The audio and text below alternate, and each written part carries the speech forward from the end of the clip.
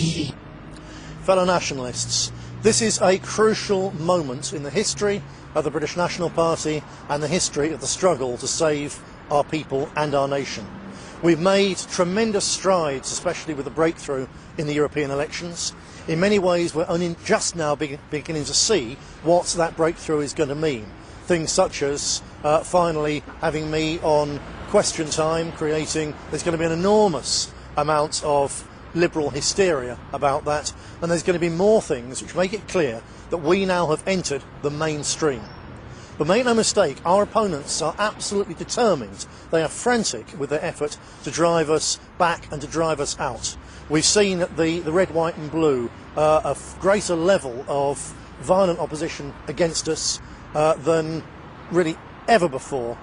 We, for instance, lost our conference venue for this November in Blackpool. A combination of the far left and the council have simply closed it down. Now, the good news is we have another venue. The conference will go ahead, come what may. Important decisions will be made at that conference. But the fact that a democratic political party, which has made this enormous breakthrough despite all the odds, can be denied conference facilities really shows just what we're up against.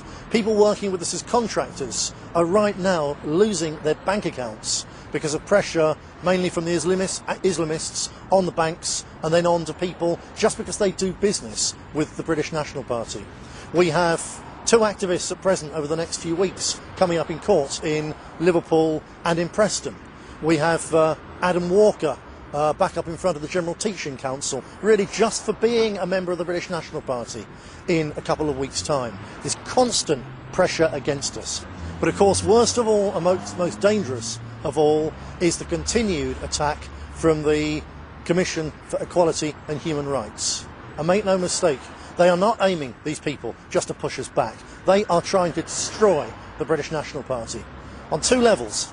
The first is that they believe that by imposing on us something that their way of running things, by denying us the rights which we believe we have absolutely to associate with those with whom we want and not to associate with those we don't want. We believe that's a human right of all indigenous peoples, and in this country we are the indigenous people. Our ancestors fought for this country. We have certain special rights here, and they believe that by taking those rights away, that firstly they would cause us to fight amongst ourselves, to argue amongst ourselves, to tear ourselves apart. And I can tell you now, we are not going to. This party is more united right now than at any point in the last 10 years, because the more they put pressure on us from the outside, the more we realise that even though occasionally we may have minor differences about policy or the way forward, in the end, faced with those attacks, we're brothers and we stand shoulder by shoulder. So this is a united party. There's no risk, no threat there at all. But the second aim of the Equalities Commission is to destroy us financially. And now I've just spent the last 3 hours with the lawyers. We've hired the very best lawyers that money can buy, and I believe you me, that means a lot of money. Top solicitors, top QCs. We're going to have to change our constitution, but we are determined to ensure that we remain here for our people, for the indigenous of this country, and we're determined to ensure that our constitution, once changed, is future-proofed, so they can't bleed us to death by coming after us again and again and again. But this process isn't yet finished. We've got 2.5 weeks to complete the process that we need to do before we run out of the deadline which the court and the commission have set us, and I'm not going to reveal our strategy, but in those 2.5 weeks we have to be meeting the lawyers again and again and again. And it's expensive. These people, they have a great deal of goodwill to us, but in the end they've got a requirement from the partners and so on, the other people in the firm. They have to see the colour of their money or they will stop acting for us. And if they stop acting for us now, we will be left with the worst of all worlds in terms of the costs that are already there hanging around in this case, but not having finished the job. And we need to finish the job. I hate coming on here asking for money, and that's why I'm here to ask you to help us right now to fight this case, because it's not just about the British National Party and our rights in the British National Party. This attack by the Equalities Commission isn't just against us, it's on the very concept that there is such a thing as an indigenous British population.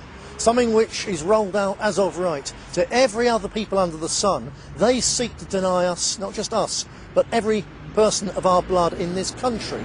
They seek to deny us the right. Their forms talk about white British and so on. They, in their forms, they recognise that we're something, but what they're saying to the courts, what they're trying to push through, is the idea that there is no such thing as indigenous British. English, Scots, Irish, Welsh, we simply do not exist. We're fighting to make sure that that does not, by default, come into law. We're fighting not just for our rights. If the Equalities Commission get away with this attack on us, where they're acting effectively, or trying to act, not only as judge and jury, but also executioner, if they can do this against us, later on they'll move against various Christian groups, for example, because they have certain areas in which they want to discriminate, in favour of people who uphold certain values and against people who don't hold by our values. So we're only the first. If they break us, they'll move on to other people. We're in the front line, and it's expensive here in the front line. It's hard work here in the front line. And I need you, your help. If you look at the box below this video, you'll see that there are 4 different ways in which you, right now, can help the British National Party. I know there are some of you who've done all 4 of them already, in which case, many thanks, you can rest on your laurels. But those who haven't, take a look at those 4. Take a look at your children, your grandchildren, the kids like you, like your kids, playing in the park. Think about the future of this country, the freedoms, everything that so many have fought and died for to create and to preserve and uphold, and understand that right now, we, the British National Party, together, we're the only thing standing for those values and against their complete destruction. Look at those 4 things below this box.